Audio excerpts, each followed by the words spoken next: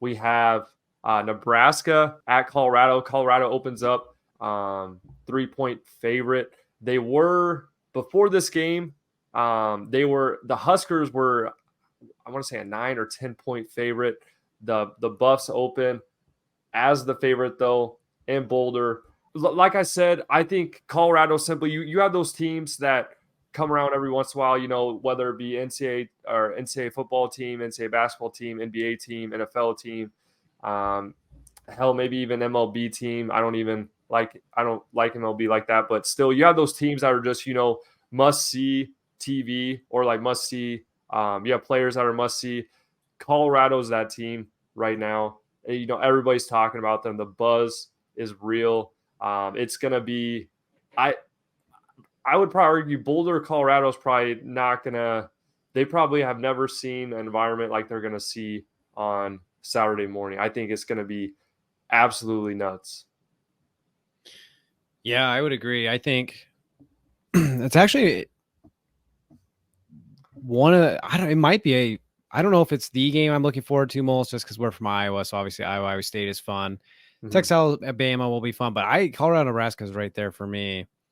And I think one of the big reasons is I'm just really curious to see how Colorado looks after last week. So Colorado, tons of hype, right? Going into week one. No one really knew what to expect. They come out, they get the big win. And I feel like they just have been, everybody loves Colorado this week. Everybody loves Dion. Everyone's saying all these nice positive things about him. So I'm curious, do they read into the headlines a little bit? How do they come out week two? Everybody can get fired up to play week one. Everyone gets pumped. Everyone gets excited. It is the home opener. So I do think they're going to play well. But again, just it's always kind of interesting to see how a team responds after such a big emotional week one win. Mm-hmm. And then the other piece is Nebraska is a really different team from TCU. Nebraska is, if you watch them play Minnesota last Thursday, it was the polar opposite type of game from what TCU Colorado was. It was low scoring, a lot of defense, not very much offense. And offensively, really the only thing that Nebraska was able to do successfully against Minnesota was run the ball. I do think they had over 200 yards of total rushing. Mm-hmm. And then the one susceptibility that Colorado had defensively, they gave up a lot of points, but I thought their run defense looked particularly weak. So kind of interesting to me. I think Nebraska, Matt Rule's smart, and I think what's going to happen is the formula's out there. You don't want to get into a track meet with Colorado, and that's Right. fine with Nebraska because that's not what they're built to do. So I would expect Nebraska run the ball a ton. I think they're going to play really slow. I think they're going to get really physical with Colorado, especially up front. The O-line D-line's been a weakness for Nebraska, but I think they're going to pound the football. I think they're going to run clock, and I just think they're going to try and punch Colorado in the mouth. They're just going to try and make it an ugly game and see if things squeak out of there with a win.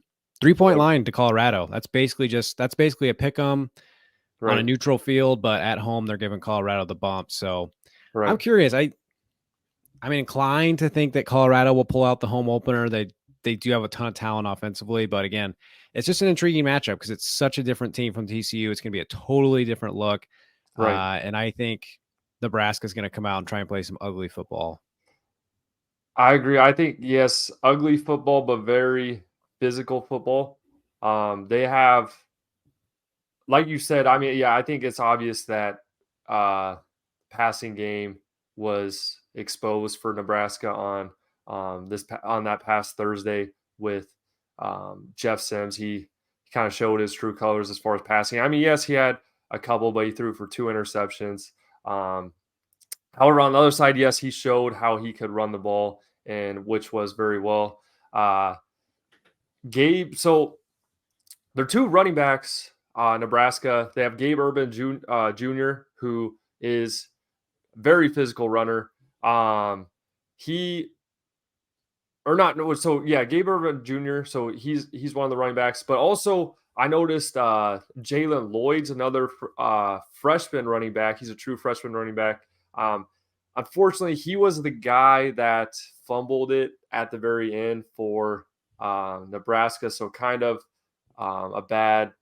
ending for him of that game. But on that run, he trucked some guy and he got 10 yards before the ball was unfortunately stripped. So they Nebraska, they do play a smash mouth. They run sweeps. They showed a little trickery with that handoff back to Jeff Sims, and the guys sitting wide open in the touchdown. So I think to the novice fan, someone that's not as entrenched in the everyday college football, which would probably be me a couple of years ago.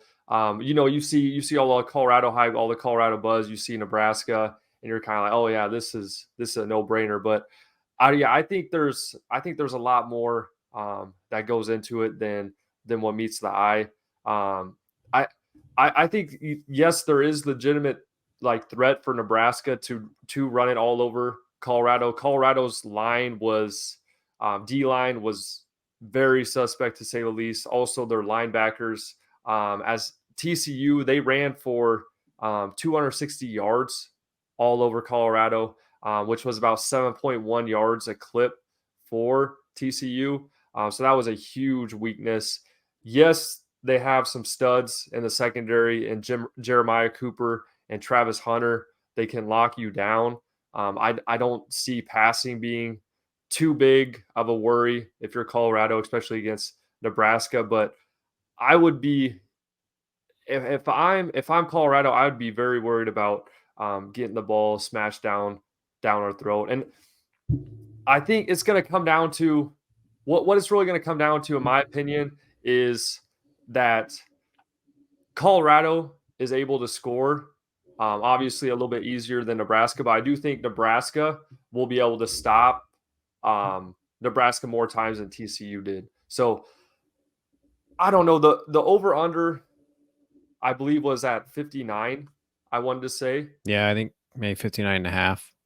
So I don't know. I think the over under. I'm not sure. I'm not sure if it's an obvious over in this game. I think Shador. I don't. I do love the way he plays. I think he's a great kid, but I don't expect another 510 yard day from him. No, definitely not. There's film out there on him now too. I think Yeah. week one that just TCU. First off, TCU is not known for playing good defense, but TCU probably didn't even know. I mean, how do you even know what to expect? Colorado was such a new team, so Mm-hmm. yeah. Again, I'll be curious. There's film out there now. See how they look. Sander, he's still really good. I'm not trying to take that away from him, but you Yeah. come out week one, you don't play very good defense. They had no film on you. They didn't really know what to expect. Yeah. Again, played an awesome game, but it's going to look different. Yeah. One thing I will say, so two kind of final thoughts. First off, wouldn't surprise me at all if Nebraska went in and won. Like, wouldn't be surprised in the least if Nebraska won the game on Saturday outright. Mm-hmm. Two, though, is so Nebraska's defense looked pretty decent against Minnesota last Thursday. Or, it was a low, what was it, like 13-10 was the final score or something. Yeah. But Nebraska did not have that great of a defense last year. So I don't know that Nebraska is a great defensive team. I thought Minnesota's offense looked pretty shaky on Thursday. Yeah. They That's a switched, good point. or, they moved to kind of a passing game. It's like the Walmart version of what Colorado's going to do. Like, it was not an effective, good, didn't look good, the passing game Yeah. for Minnesota, I thought. So I don't know, just two thoughts. Like I said, wouldn't be surprised if Nebraska managed to pull out the win, but at the same time, I could see why the points are a little bit higher, only because Nebraska gave up a lot of points in a lot of different games last year. They weren't really known for being a juggernaut defense, so it's hard to say if they've really made a fundamental change in their defense, this past offseason, or if Minnesota's offense just sucked and they looked okay because of it. So, Yeah. anyways, it'll be a good test on Saturday. Like I said, that's why I'm so excited. There's just a lot of contrasting and intriguing storylines between the two teams. Right. And I think a similarity that not a lot of people know about is that both teams actually have a staggering high number of new players. I didn't know. So Nebraska actually has 64 new players on their team. 40 are freshmen. I want to say it's something similar to Colorado. Colorado has, I think, 60. I'm not sure how many freshmen they have, but I know. So or I know they have a bunch of new players that they brought in. So kind of interesting dynamic there. I think that special teams is going to be a big part in this game too. Like what we talked about a couple days ago, Colorado they had a field goal blocked, and it was horrible. The TCU guy, usually how you block a kick and they get like a hand on it or whatever. Yeah. The TCU guy, I don't think he was even expecting it. It hit him in his stomach, the ball. So like he was like laying out, and he literally came through untouched. So I mean, a one-off situation, I don't know, but they got to get that patched up. And also, too, their return defense was pretty horrible. TCU had some great returns on them. Yeah. So, no, special teams was bad for Colorado. Yeah. So they got to get that patched up. And I mean, yeah, you make a great point where Minnesota really made the Nebraska defense look pretty stellar. And I'm not sure, if that's a great comparison to get what Nebraska's real worth is at defense. But yeah, well, it's just one of the reasons I probably wouldn't do an over-under on this one. Yeah, just because I don't know. Like I could see two worlds. I think Nebraska's going to play a slower pace and they're going to run clock and run the ball. Oh yeah. So in that sense, it's going to be a lot slower than TCU, Colorado. But yeah, I don't know. Like Colorado's defense looked pretty shaky. So if Nebraska breaks off some big runs, I could just see a world in which it did get somewhat high scoring because Colorado's defense isn't good, and then Nebraska's defense gets exposed for also not being that good. Right, and be careful if you're Nebraska, because if they find themselves in the situation where they're having to keep up with Colorado, they get off to like an early 14-0 lead. I think that could be it for Colorado. Because if this game, like you said, if this game turns into a track meet, it's over for Nebraska. They can't. Yeah, they don't want that.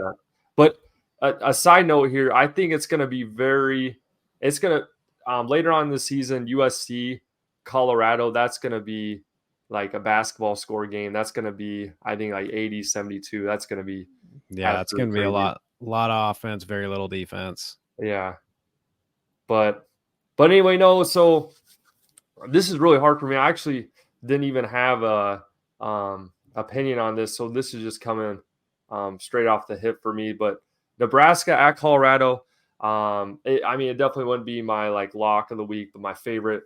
But if someone was forcing me to pick right now, I do like Colorado. I like the story, but I don't know. I have to go with I think Nebraska on the spread there, personally. Yeah, but I could see him on the money line. I don't think that would be a bad bet at all. Yeah. But so the reason why I hesitate here, there was a basketball player. There was one thing I wanted to show. I don't know. Have you seen this? No. So I won't show the whole thing, but this is just absurd. Travis Hunter here playing basketball. Just take a look. Just looks like he could suit up for the Colorado Buffalo team. Like, just insane athleticism. Yeah, that guy's a freak. He's crazy athletic. So I saw that this morning. I'm just like, I mean, should we really be surprised by that? Like, he's really skilled, actually, though. No, that's the thing. Like, he looked like jump shot, ball handling. Yeah, because you see football players, and I mean, they're making the moves, but it doesn't look, that smooth. But so like, he's a lefty too. Yeah, I didn't even notice that. So I mean, yeah, he looks just phenomenal. This guy has to be the definition of an athlete. It's just insane with him, but